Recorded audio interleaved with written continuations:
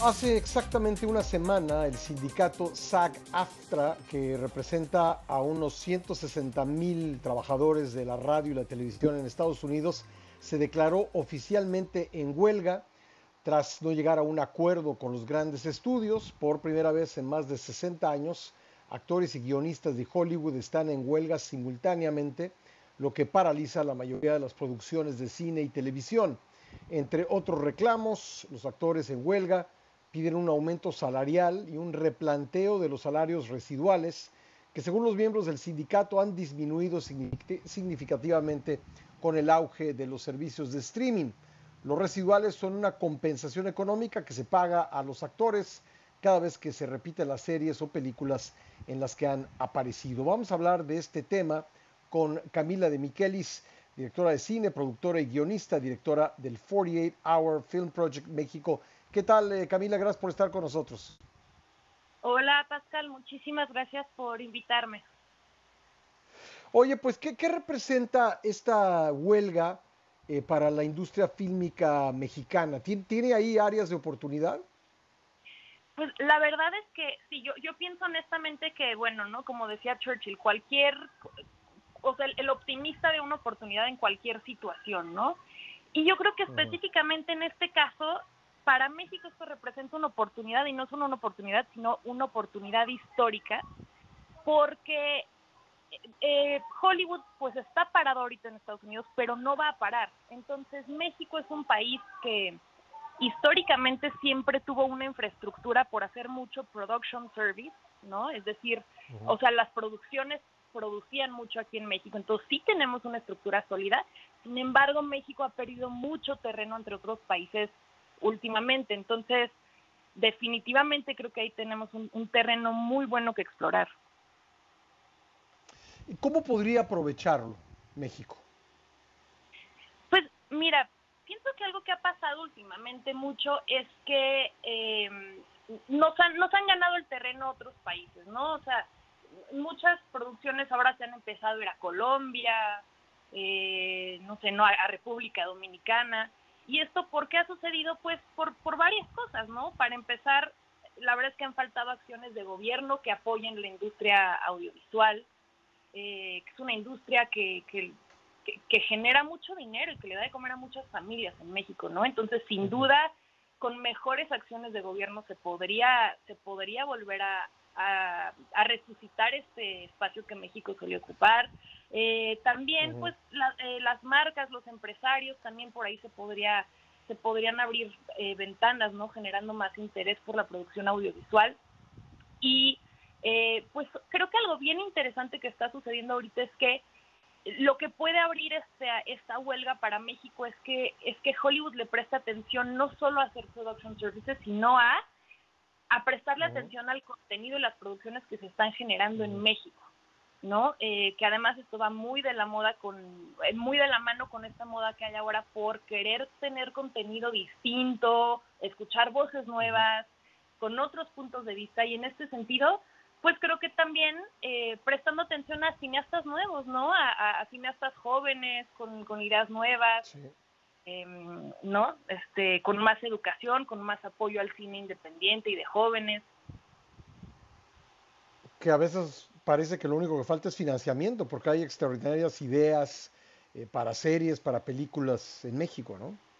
Bueno, eso 100%, ¿no? Si tú ves, por ejemplo, el presupuesto de la película mexicana, o sea, 100% hecha en México, perdón, más con más presupuesto, bueno, estás hablando de que la película con más presupuesto en México es prácticamente, tiene el presupuesto de una pequeña película en Hollywood, ¿no? Entonces, sin duda, la cuestión de finanzas es importantísima, pero justo ahí es donde puede haber una ventana muy grande para México si Hollywood, si de algún modo, pues aprovechamos lo que está sucediendo ahorita y logramos que esa financiación de Hollywood se, se redirija hacia México, ¿no? Pero para eso necesitamos ser muy proactivos en muchos sentidos, ¿no? O sea, en el sentido de las escuelas de cine, los festivales de cine, el apoyo de las empresas al cine, cosa que en México todavía no sucede tanto, cuando en Estados Unidos sí hay una industria, ¿no? Estás hablando de que el product placement, ese tipo de cosas es muy común allá.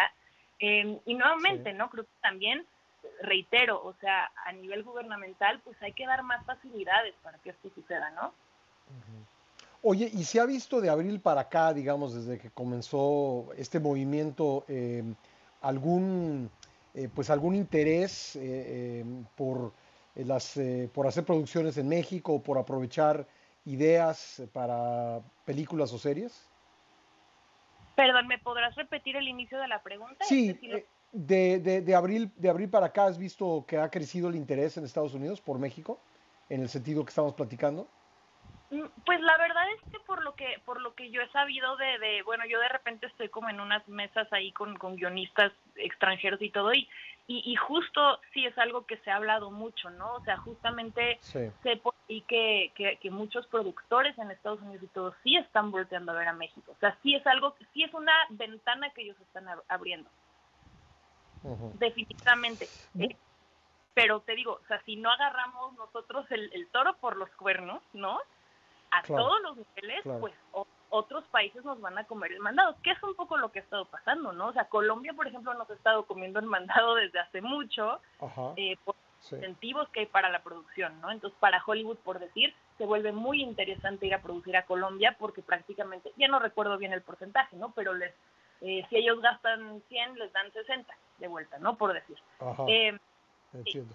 y dicho así suena algo como muy, que, no sé, no puede sonar como gandalla, ¿no? De no, pues es que entonces no nos conviene, pero justo por lo que mencionábamos hace rato de la, Ujú, o sea, la capacidad de financiación que tienen estas producciones, que es muy superior a la que hay en México, pues es que realmente ujú. sí se vuelve algo muy interesante, ¿no? Y generas más industria, generas más infraestructura, generas gente más preparada que entonces puede trabajar más en México o en el mundo. Ujú. O sea, por el lado que lo veas, es algo muy interesante. ¿Qué haría falta? ¿Mayor presupuesto y participación gubernamental o estás pensando también en participación privada en México? Pues yo creo que ambas, te digo, a nivel gubernamental, sí, sin duda, creo que se ha tenido muy poco esfuerzo por permitir que las producciones audiovisuales tengan facilidades, ¿no? Eh, Ujú.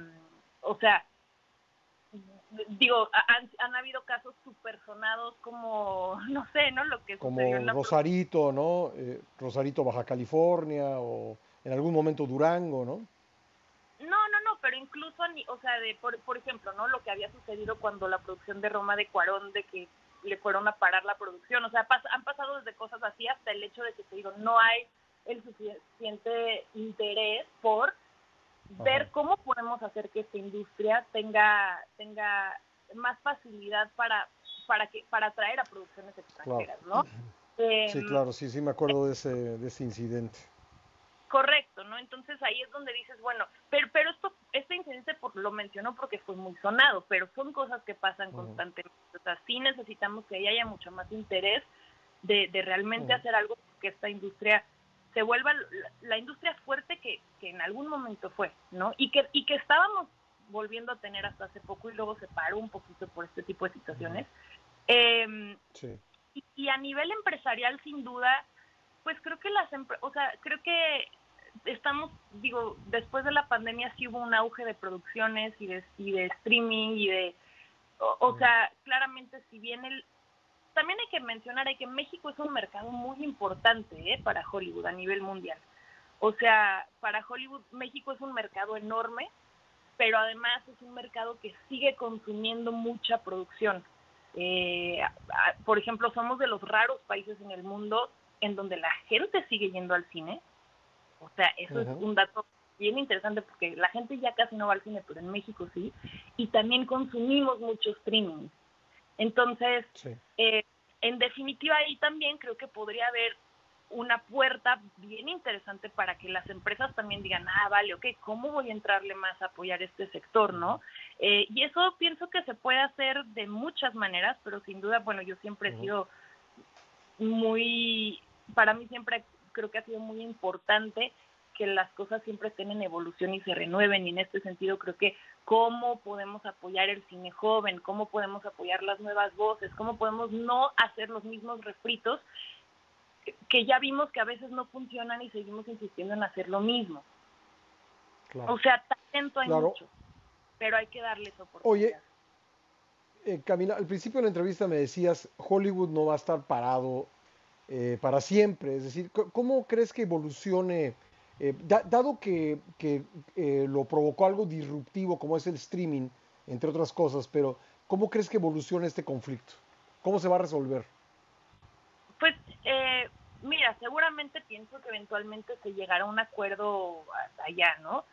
Pero cuando digo que Hollywood no se va a parar es porque Hollywood es una industria. O sea, contrariamente a lo que sucede aquí, allá, o sea, allá la industria del cine es realmente una industria. O sea, que voy, no es el amigo de no sé quién que obtiene el fondo porque entonces no sé qué. No, allá estás hablando de que cada movimiento son millones y millones y millones de dólares. Basta con ver los presupuestos de las películas y todo, ¿no? Entonces no hay modo de que eso se vaya a caer, sobre todo pues porque hay mucha gente muchos streamers ya involucrados, muchos estudios major, no, o sea, es imposible que eso se pare para siempre. Por eso yo pienso que ahí lo que va a suceder es que van a buscar cómo seguir produciendo los estudios con la financiación que tienen, pero si no pueden por el momento hacerlo en Estados Unidos, lo que van a hacer es que van a redirigir esos fondos a otros países, ¿no? Entonces ahí pues el país que sea más atractivo, que te digo, México tiene un gran potencial en ese sentido, pues es a donde se van a ir los fondos, ¿no?